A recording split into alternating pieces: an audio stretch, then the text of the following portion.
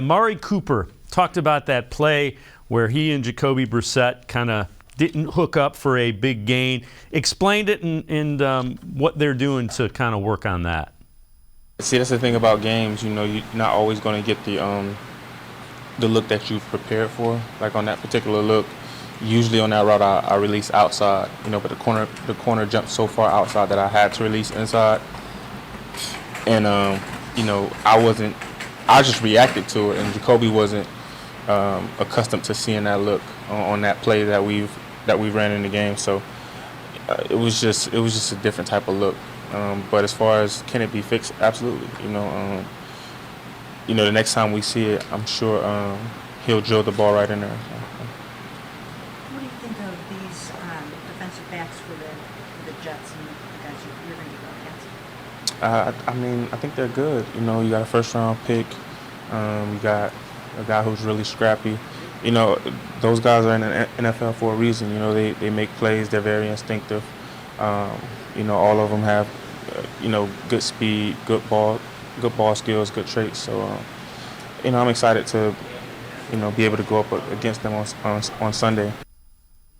And Quincy, what he's alluding to is regular season, you get game planned for. That's why you get a different look. So the inside, it explains exactly what happened and how they missed that connection on the pass. It's a hilarious explanation by Amari Cooper because he did his best way, like to say professionally, I cooked J.C. Horn, and we was just not expecting that, right? And that's basically what he said. I beat him so bad that it threw off the timing of the play, which is exactly what happened, right? He won so quick that he thought, hey, I'm open. Just throw me the ball right now, right? And that he turned to get the ball instead of running his route because it's different in some systems, right? If that's probably a product of the Browns having Deshaun in there a lot because Deshaun would want to get that ball to him immediately once he sees that he's cooked.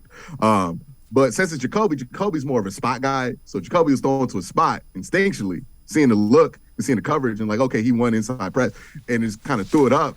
Like that was the original play was there, but he just didn't see that he had massacred the corner, right? And I think if he sees that, and I think, you know, it's nice of Amari to say, hey, you know, I should have done this.